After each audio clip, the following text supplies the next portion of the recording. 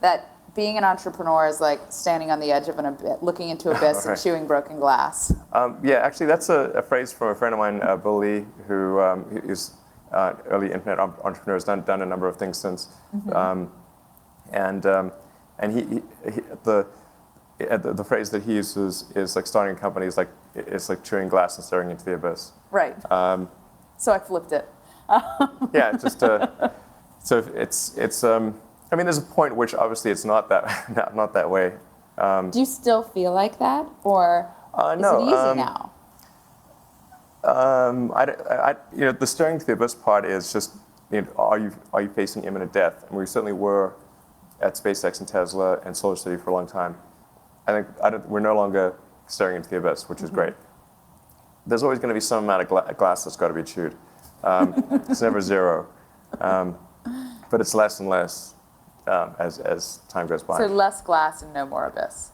No, yeah, the abyss is kind of there in the distance, but I'm not staring right at it. It's in your peripheral vision. Yeah. Yeah. I mean, you guys did PayPal, which was, obviously started at a time when there was a lot of money and there were advantages, but, compared to other .coms, it was a very hard company to build. And then you go on to do these others. It was a hard company to keep alive. Yeah. Right. As you point out, I mean, PayPal got started in like late 98 to early 99.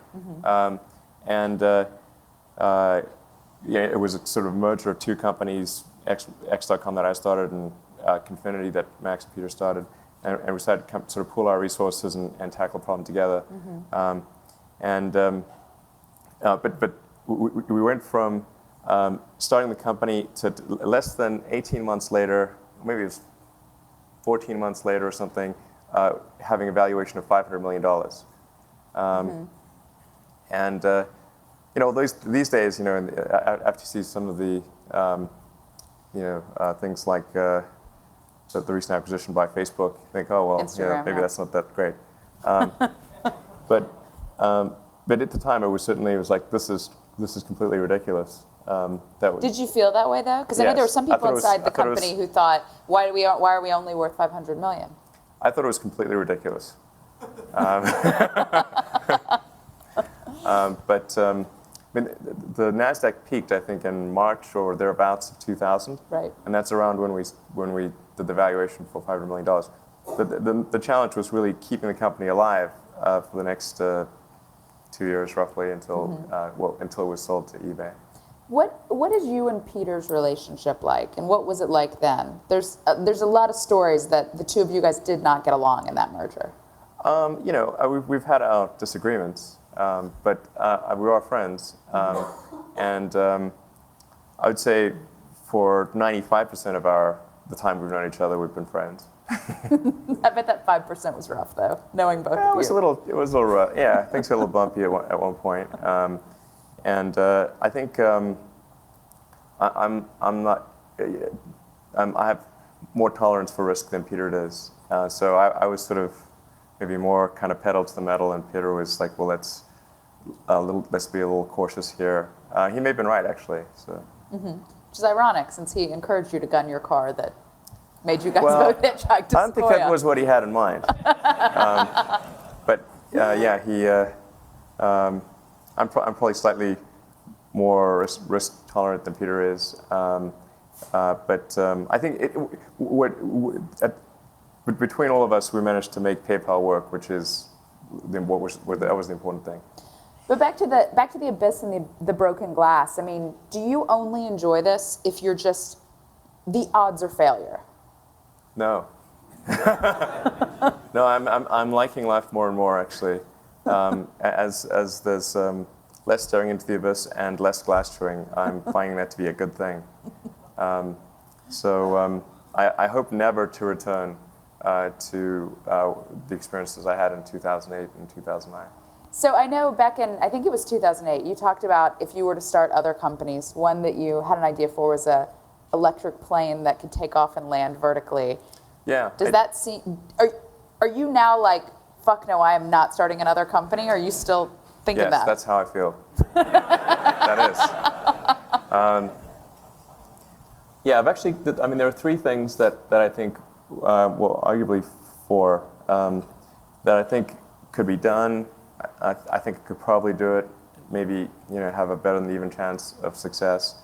One is an electric jet. This would be kind of something cool, because one of the things that I guess where these things tend to come from is like I'll read something that seems like a sad thing in technology, and they're like, well, how could we make it not a sad thing? So when I read about the Concorde being retired, and I was like, oh, geez, we don't even have supersonic transport. That's terrible.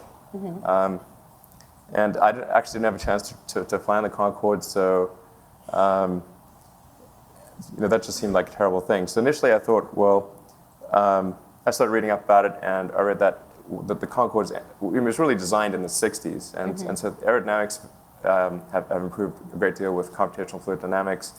Engine efficiencies improved massively, and even if you just changed the engines on the Concorde, you could double the range, or thereabouts. And so then I thought, well, okay, what if we did figure out a really efficient design that could make it economically competitive to have a supersonic aircraft, and then I started looking at it more and more, and then as I started doing the math on all of it, it seemed like, well, you just really want to go higher and higher. The lower you are in the atmosphere, the more drag you have. Atmospheric density decays exponentially.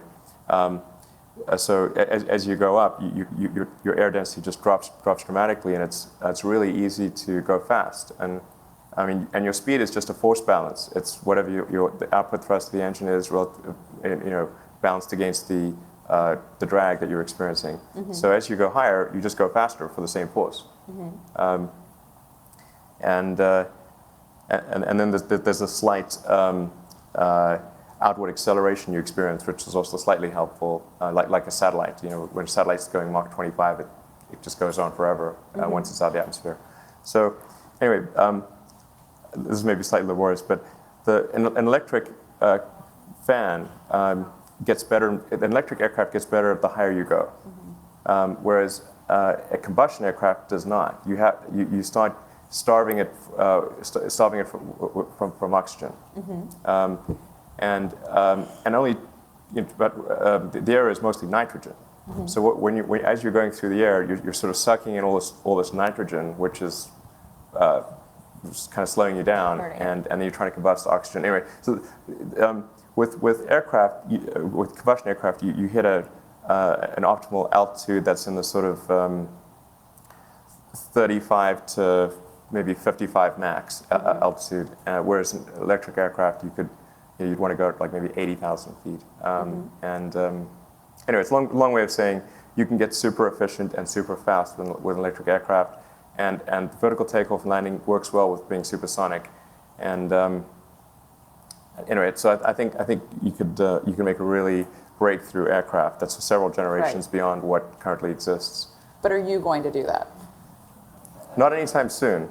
It's possible that I may do it at some point in the future, because between SpaceX and Tesla, I kind of have the ingredients. So it's very tempting. It'd be easy after those. Yeah, but I think maybe it's something worth considering in a few years. So that's one idea. Then there's I think we could really improve transport by having a prefabricated kind of double-decker. Actually, what would really make sense is a steel box beam over the center divider with a lane on the inside and a lane on top.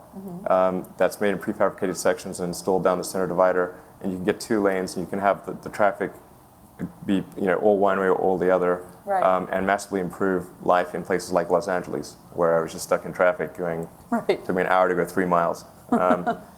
So I don't know who's in charge of the damn 405 construction, but they're a bloody idiot. And I hate them.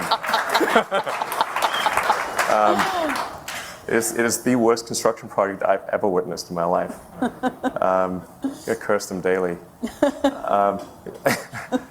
Okay, so that's two. What are the other two you would do? Well, the other one, one of the third one would be, I think you could make fusion work. I